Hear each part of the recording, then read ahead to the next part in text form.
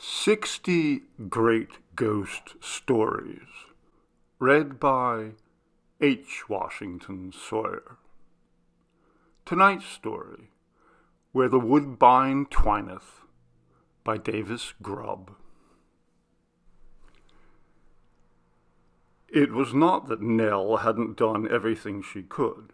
Many's the windy winter afternoon she spent reading to the child from Pilgrim's Progress and Hadley's Comportment for Young Ladies, and from the gilded flowery leaves of A Spring Garland of Noble Thoughts. And she had countless times reminded the little girl that we must all strive to make ourselves useful in this life, and that 5 years old wasn't too young to begin to learn, though none of it had helped.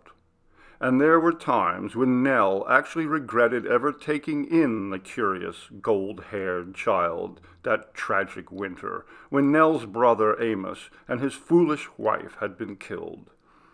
Eve stubbornly spent her days dreaming under the puzzle tree, or sitting on the stone steps of the ice house, making up tunes, or squatting on the little square carpet stool in the dark parlor, whispering softly to herself.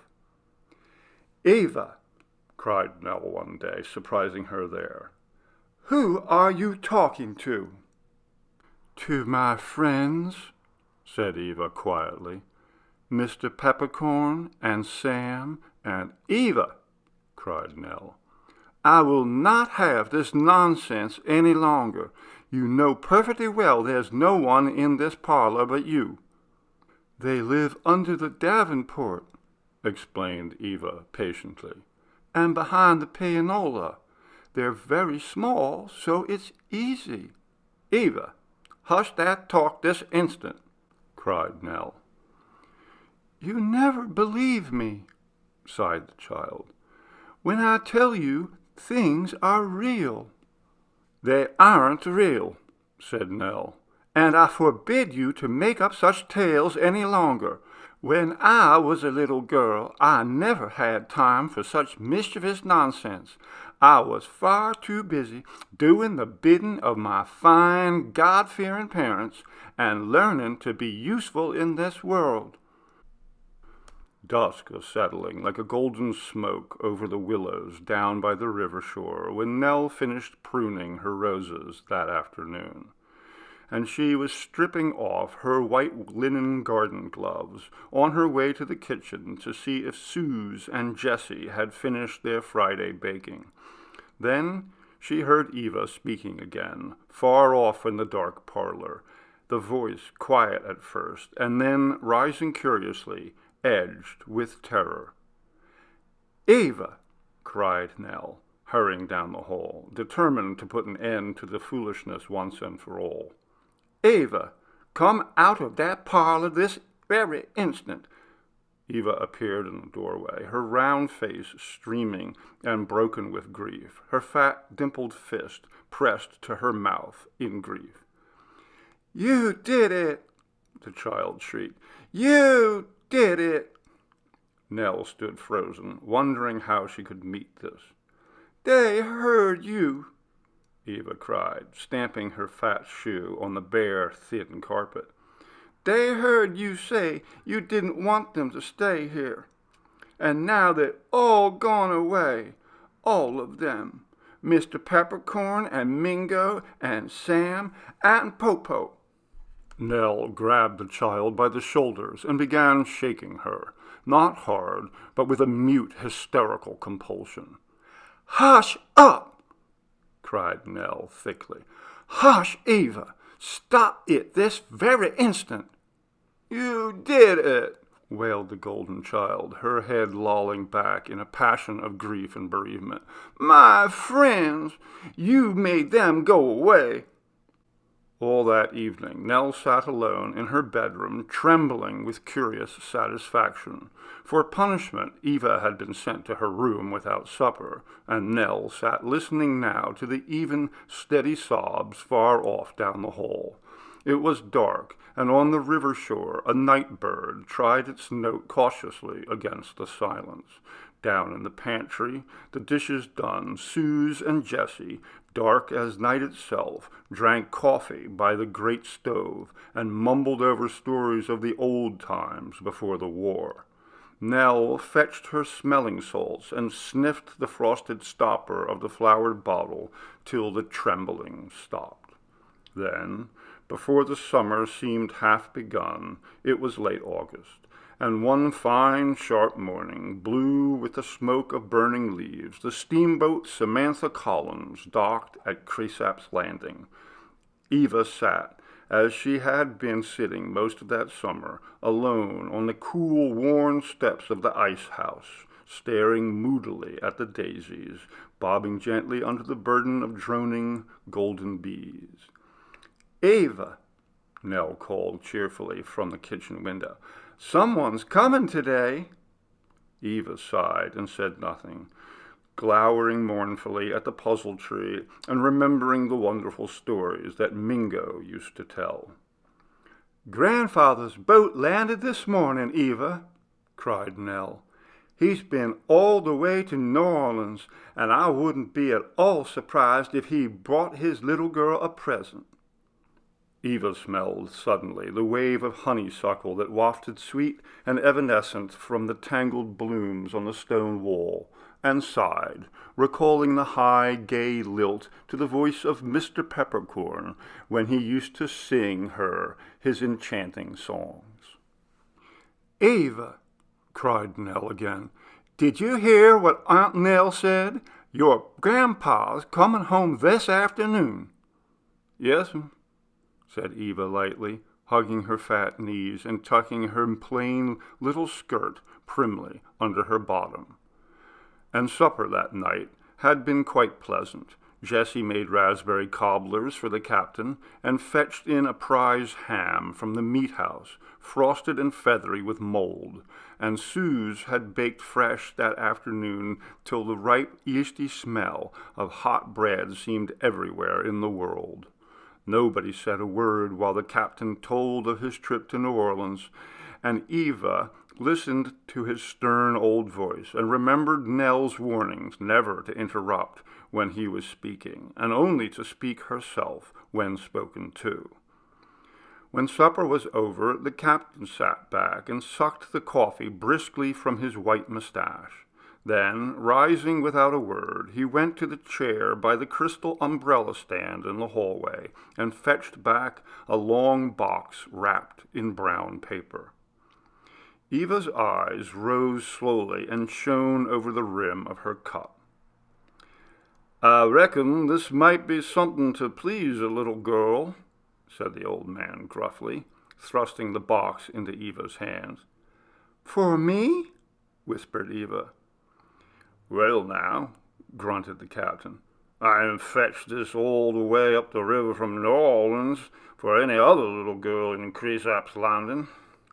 And presently string snapped, paper rustled expectantly, and the cardboard box lay open at last, and Eva stared at the creature which lay within, her eyes shining, and wide with the sheerest disbelief. "Numa," she whispered. "What did you say, Eva?" said Nell. "Don't mumble your words." "It's Numa," cried the child, searching both their faces for the wonder that was hers. "They told me she'd be coming, but I didn't know Grandpa was going to bring her. Mr. Peppercorn said—" "Eva," whispered Nell. Eva looked gravely at her grandfather, hoping not to seem too much of a tattletale, hoping that he would not deal too harshly with Nell for the fearful thing she had done that summer day. "Aunt Nell made them all go away," she began. Nell leaned across the table, clutching her linen napkin tight in her white knuckles. "Father," she whispered, "please don't discuss it with her. She's made up all this nonsense, and I've been half out of my mind all this summer. First it was some foolishness about people who live under the Davenport in the parlor." Eva sighed and stared at the gaslight winking brightly on her grandfather's watch chain and felt somewhere the start of tears. "It's really true," she said boldly. "She never believes me when I tell her things are real. She made them all go away. But one day Mr. Peppercorn came back. It was just for a minute, and he told me they were sending me Numa instead." And then she fell silent and simply sat, heedless of Nell's shrill voice, trying to explain.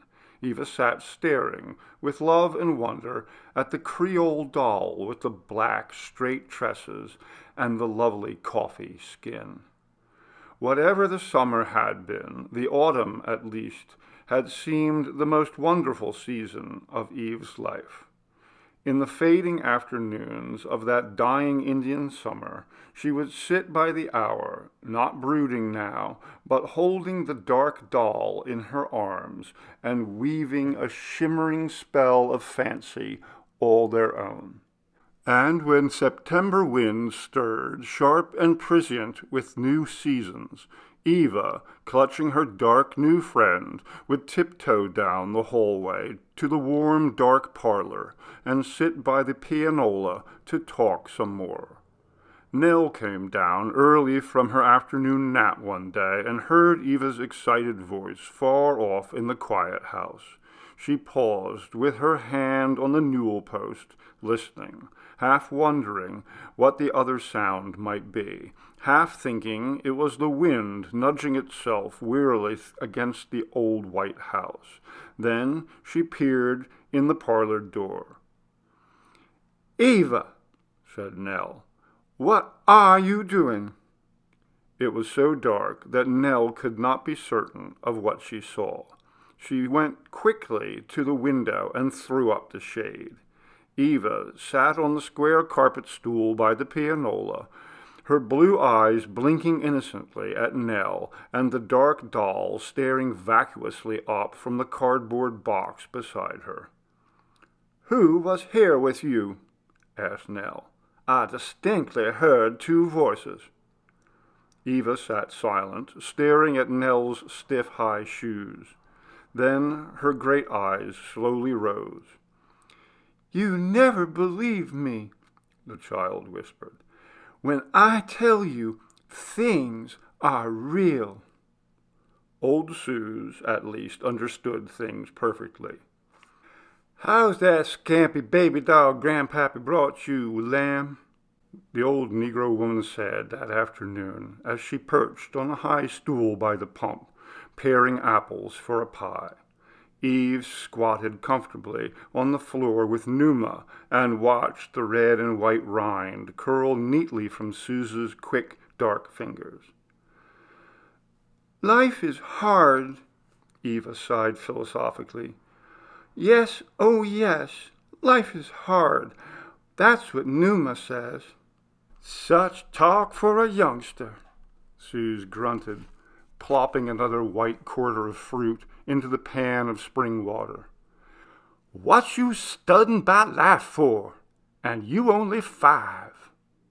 "Numa tells me," sighed Eva, her great blue eyes far away. "Oh, yes, she really does. She says if Aunt Nell ever makes her go away, she'll take me with her." "Take you?" chuckled Suze, brushing the blue bottle from her arm. "Take you where?" "Where the Woodbine Twineth," sighed Eva. "Which place?" said Suze, cocking her head. "Where the Woodbine Twineth," Eva repeated patiently.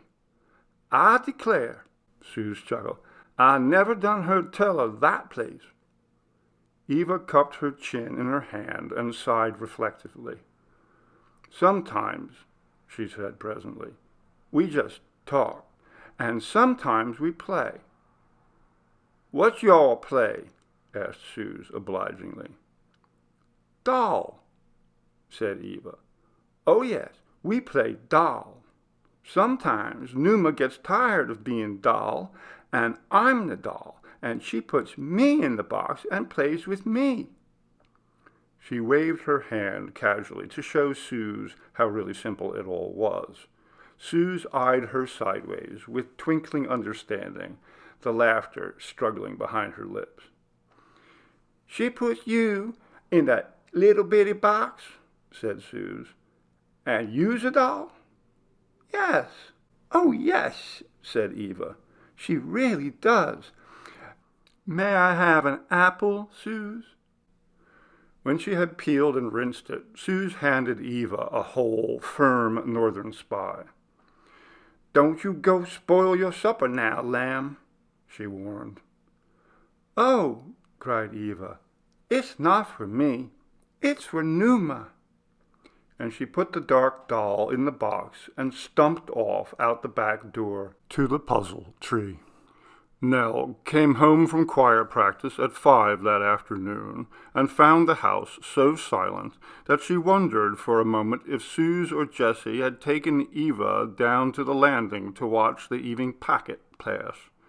The kitchen was empty and silent except for the thumping of the pot on the stove, and Nell went out into the yard and stood listening by the rose arbor. Then she heard Eva's voice, and through the failing light she saw them then beneath the puzzle tree. "Eva," cried Nell, "who is that with you?" Eva was silent as Nell's eyes strained to pierce through the shadow and substance of the dusk. She ran quickly down the lawn to the puzzle tree, but only Eva was there. Off in the river the evening packet blew dully for the bend. Nell felt the wind, laced with autumn, stir the silence around her like a web. "Eva," said Nell, "I distinctly saw another child with you. Who was it?" Eva sighed and sat cross-legged in the grass with the long box and the dark doll beside her. "You never believe me," she began softly, staring guiltily at the apple core in the grass. "Eva," cried Nell, brushing a firefly roughly from her arm so that it left a smear of dying gold, "I'm going to have an end to this nonsense right now." And she picked up the doll and the cardboard box and started towards the house. Eva screamed in terror. "Numa!" she wailed. "You may cry all you please, Eva," said Nell, "but you may not have your doll until you come to me and admit you don't really believe all this nonsense about fairies and imaginary people." "Numa!" cried Eva, jumping up and down in the grass and beating her fists against her bare, grass-stained knees. "Numa!" "I'm putting this box on top of the pianola, Eva," said Nell, "and I'll fetch it down again when you confess to me that there is another child playing with you this afternoon. I cannot countenance falsehoods." "Numa said," screamed Eva, "that if you made her go away—" "I don't care to hear another word," said Nell. "Stop your crying and go up to your room and get undressed for bed."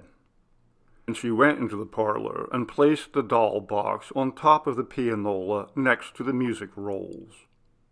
A week later, the thing ended, and years after that autumn night, Nell, mad and simpering, would tell the tale again and stare at the pitying, doubting faces in the room around her, and she would whimper to them in a parody of the childish voice of Eva herself.